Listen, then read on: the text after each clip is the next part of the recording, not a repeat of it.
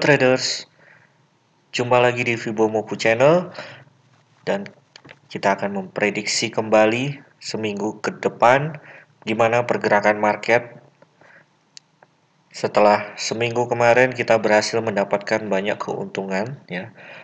Kita bisa lihat jumlah keuntungan yang berhasil kita dapatkan ketika kita mengikuti prediksi analisa dari Fibonacci Channel.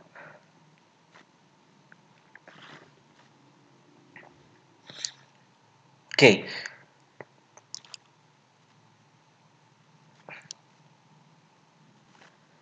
Untuk minggu ini ya, per 8 Maret 2021 sampai dengan 15 ya, tanggal 15 Maret sampai tanggal 13 Maret sampai dengan 13 Maret nanti gimanakah arah pasar. Saya akan bahas dari fundamental dulu ya. Dari segi fundamental ada sebuah berita ya, kalau kita kemarin lihat prediksi dari non-farm payroll, lalu tingkat pengangguran ya, tingkat pengangguran di Amerika. Nah, hasilnya cukup bagus. Jumlah tingkat penganggurannya ini ya berkurang ya. Lalu non-farm payroll-nya juga cukup bagus kalau kita lihat kemarin sesuai prediksi saya. Nah, lalu untuk yang terbaru itu adalah dari ini ya, Senat dari Amerika sana melakukan voting untuk dana penyelamatan. Nah, hasilnya dimenangkan ini ya, paket stimulus akan diberikan. Itu hasilnya kemarin 50 berbanding 49, jadi cuma selisih tipis sekali. Dan ini nanti rencananya akan disahkan di tanggal 9 Maret 2021 dan bakal ditandatangani oleh Joe Biden tanggal 14, paling lambat batas waktunya itu tanggal 14 Maret 2021. Nah, dari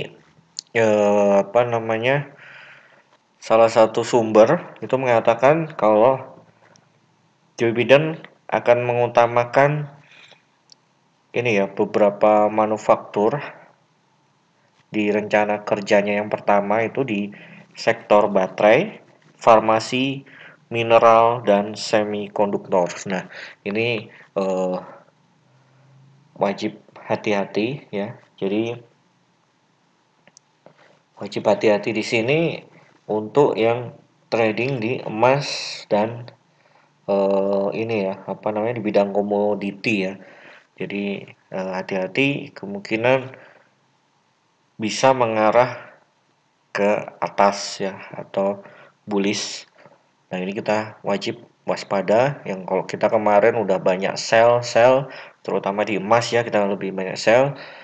Nah, ini wajib hati-hati untuk emas bisa bangkit ya. Kita nggak tahu apakah dalam minggu ini atau minggu depan, tapi kita wajib waspada karena kita nanti lihat di teknikal aja deh. Kita lihat di teknikal ya. Kita bahas fundamental dulu. Nah, ini Janet Yellen juga mengatakan di Twitter ya, wah ini udah hampir seperti ini ya, Donald Trump ya, pakai Twitter. Oh, ini dikatakan ya, I'm confident that American will be met by a strong economy. Nah, ini saya garis bawahi. Kenapa saya garis bawahi? Berarti ini dolar akan menguat ya. Dan dari pidatonya Joe Biden juga mengatakan kalau mereka melakukan pakai stimulus supaya Amerika kuat dan tidak bergantung terhadap negara lain ya. Sehingga ini akan makin membuat dolar perkasa ya, menurut saya akan perkasa terhadap mata uang lain. Nah, ini harus kita cermati ya. Oke, kita lihat data ekonomi yang akan terjadi. Kita lihat apakah ada yang penting. Oke, di sini yang penting itu tanggal 10 Maret, yaitu dari US dollar itu ada CPI. Nah, ini yang saya bilang non-farm payroll ini kan yang dan paket stimulus ini mempengaruhi CPI. CPI-nya itu Consumer Price Index ya. Jadi tingkat harga konsumen ya. Jadi di sini itu Amerika itu sangat mengandalkan tingkat konsumsi masyarakatnya ya. Seperti saya katakan di video sebelumnya tentang prediksi non-farm payroll. Nah, ini jadi tolak ukur nantinya ya, apakah dolar akan menguat atau tidak. Kita lihat di data sebelumnya 0,3% dan diprediksi 0,4%. Nah, di sini mengalami kenaikan. Jadi di sini akan cukup bagus sekali kalau datanya naik.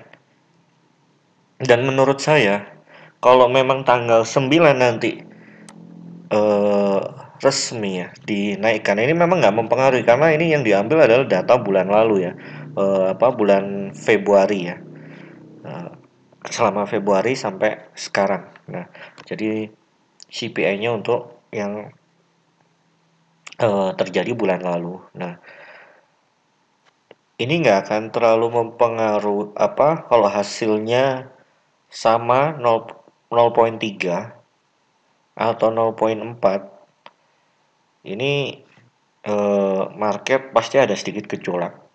Tergantung dari tanggal 9 nanti. Apakah tanggal 9 nanti kan rencananya akan disahkan. Nah, apakah memang langsung dikucurkan di tanggal 9 atau tidak, itu juga akan mempengaruhi. Ya, mempengaruhi pasar. Nah, ini jadi hati-hati ya di CPI ini. Karena CPI ini mempengaruhi tingkat inflasi juga ya. Jadi eh, kita bisa lihat inflasi ya. Nah, ini kalau kita kalau mau lihat baca lebih detail itu di sini way trader care ya, arti dari CPI itu apa, tapi saya nggak akan bahas detail di sini karena nanti saya akan bahas di cara menganalisa technical fundamental ya. Oke, di video berikutnya. Nah, lanjut, data yang penting lagi itu adalah tanggal 11-nya ya. Ini dari euro. Ya, ini eh, dari ECB pasti akan mengeluarkan tingkat suku bunga dan kebijakan-kebijakannya.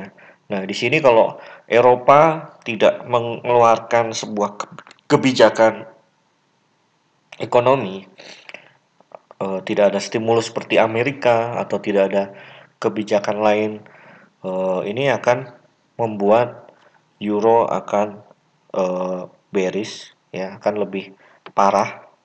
Oke, di sini ada lagi itu dolar Kanada ya. Saya kurang tertarik dolar Kanada untuk saat ini. Oke, tidak ada yang lain. Jadi kita langsung ke grafik teknikal ya.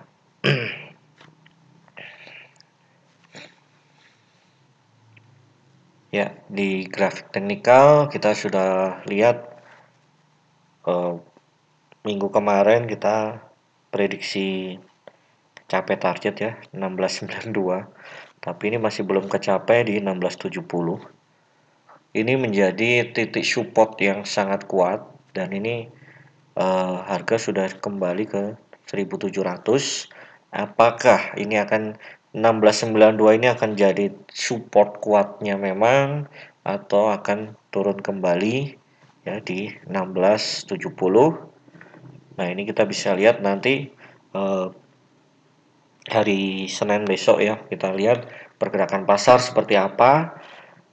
Nah, kalau menurut prediksi saya, kita nggak bisa paksakan untuk masuk, tapi kita coba lihat dulu ya dari kita lihat dari tahun kemarin. Kita lihat tahun kemarin dari 2019 ya. Saya akan lihat dari 2019 dulu. Ya, kita lihat ya. Ini kita lihat habit kebiasaannya. Maret ya, dia setelah ini dia turun. Turun sampai awal bulan aja ya. Sampai tanggal 6. Nah, tanggal 6 ini masih di area bawah ya, sampai tanggal 7 sama seperti hari ini ya. Sebelumnya dari 20-an Februari dia turun. Nah, ini pergerakannya sama. Lalu dia mulai menguat ya. Ini mulai naik. Nah, ini waspada ya, sama. Yang saya khawatirin nanti juga sama. Kita lihat yang tahun 2020. Oke, kita lihat tahun 2020.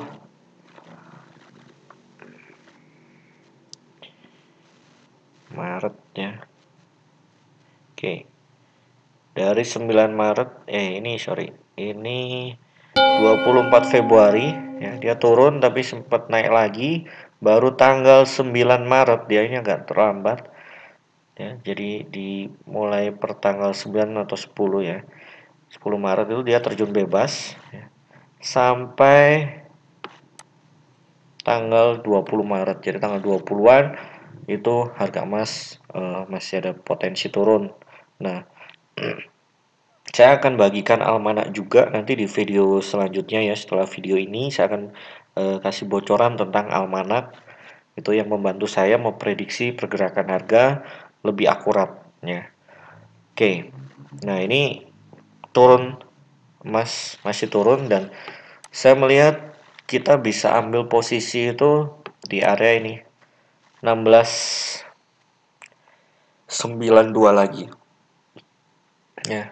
Kalau emas turun kembali ke 1692, berarti dia akan melanjutkan penurunannya di 1670 ya. 1670, 1671 itu bisa dijadikan target profit, dan apabila tertembus dia pasti akan mengejar yaitu support di bawahnya lagi, yaitu di area 1500. Nah, ini saya rasa agak berat. Kenapa saya bilang agak berat? Karena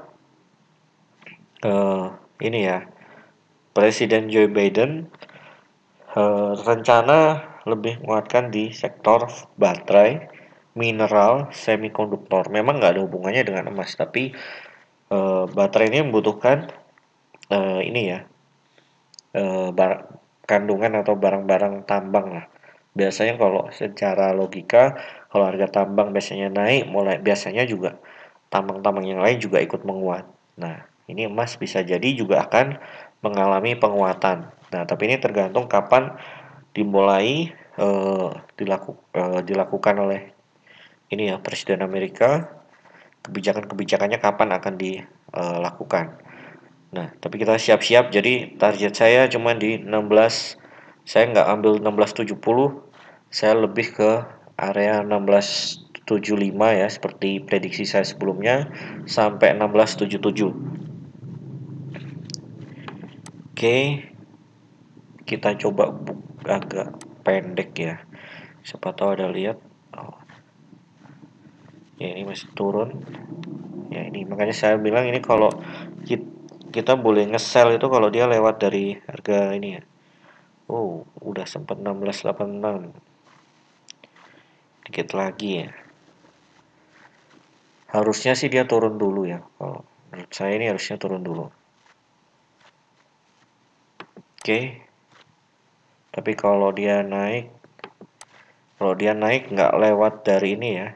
Nggak lewat dari ini. 1740.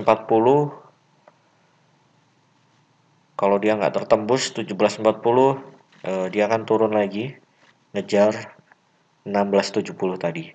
Baru mungkin dia akan kembali bullish ya. Dia akan pindah tren dan akan naik. Oke. Kita lihat untuk Euro USD. Nah, ini yang saya rekomendasikan, dan saya masih ada beberapa transaksi yang masih belum saya close di Euro USD. Ya, ini target saya yang seperti kemarin masih sama. Target pertama di area ini. Tinggal dikit lagi. 1.1846. Ini target. Ya, ini udah saya ukur dengan pola ABCD ya. Pola X A B C D. Nah, di sini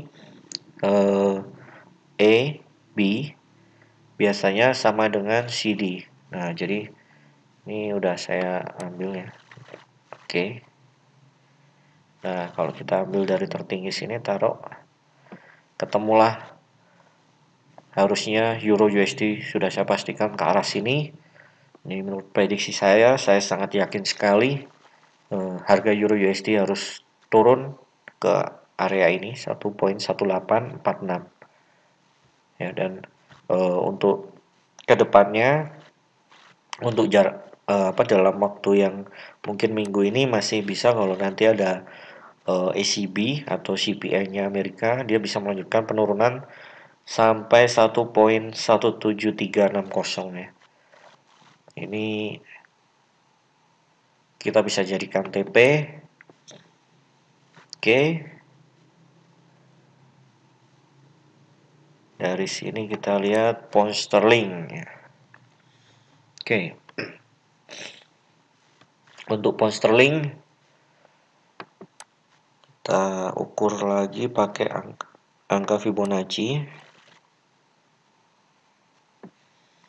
Ya. Ini dia sudah lewat dari 1618 dan lewat tembus juga dari 178.6. Kalau harga waktu naik dia mungkin cuma sampai di area 1618 ya, Fibonacci 161.8 atau 178.6. Ini akan masuk pattern dan pertanda akan turun ya. Menandakan pattern untuk bearish di GBP USD. Oke, lalu targetnya sampai berapa? Nah, oke, kita akan coba ukur. Kita pakai Fibonacci kembali ya. Kita tarik dari harga terendah ke tertinggi. Nah, ini bisa mulai ambil posisi sell ya dengan target. Ini target pertama kita 1.3637 ya. Target pertama, target kedua di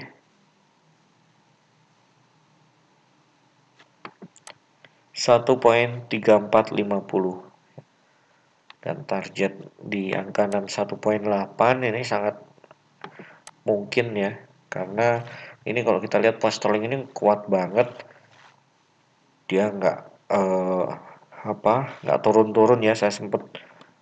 Bulan lalu saya sempat ambil posisi kena stop loss ya. Saya kemarin ini ya, yang tadi saya bilang di area ini. Nah, ini kuat banget ini. Jadi kalau harga pound sterling ya ini nanti dia masih naik dan tidak lewat dari sini, average sell pun berani ya, asal dia tidak ini bisa jadikan stop loss 1.4037 bisa jadikan stop loss. Nah, selama dia nggak lewat dari situ, saya berani untuk average sell ya. Saya yakin harga pound sterling terhadap US dollar bakal turun atau bearish. Oke.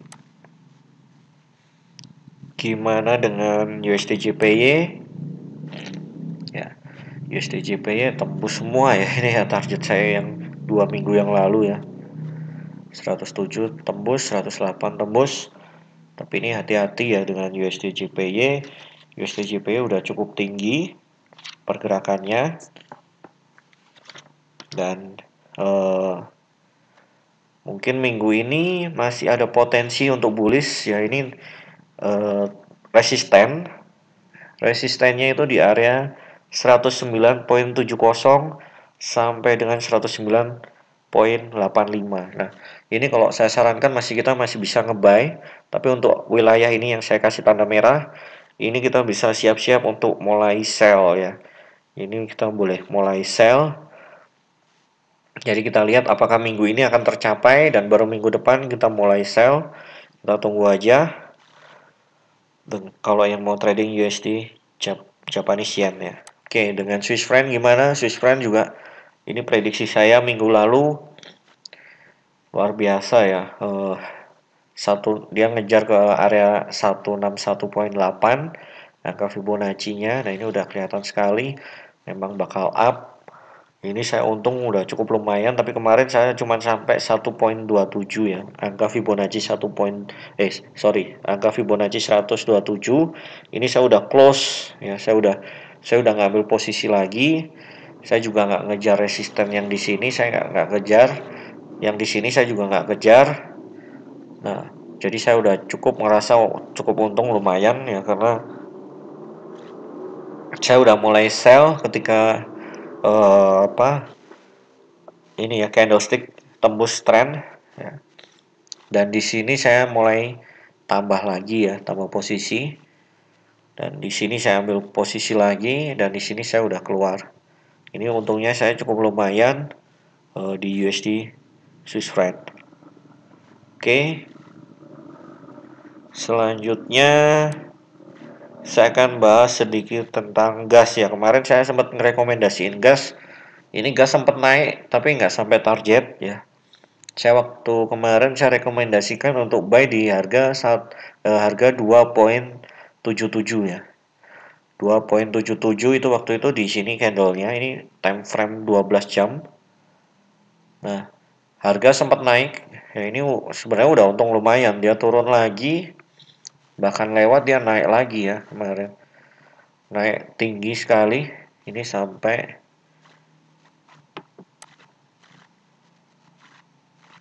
2,99 ya, hampir 3 ya harga gas langsung terjun. Nah, ini gimana prediksi selanjutnya? Kita tunggu aja seperti prediksi saya sebelumnya. Kalau menurut saya ini masih ada potensi untuk ngambil posisi gas, tapi saya yakin banyak teman-teman semua jarang yang ada trading di gas. Nah, oke, ini area untuk buy ya di 2,667. Ini bisa buy limit. Targetnya ya dia bisa tembus dari 3 ya. Ini target saya. Oke.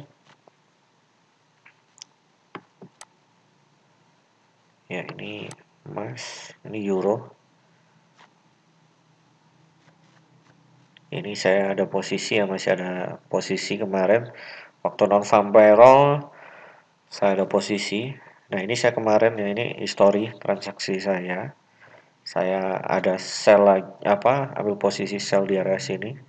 Dapatnya lumayan ya.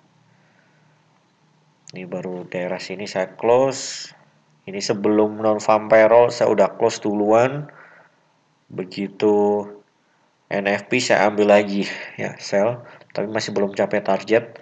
Ini posisi saya. Ini saya pakai MT5 ya. Oke. Sekian dulu prediksi dari saya. Semoga ini bermanfaat dan ingat gunakan stop loss sebijak mungkin. Jangan terlalu overconfidence ya. Tetap trade what you see, not what you think. Oke, terima kasih. Salam profit. Bye bye.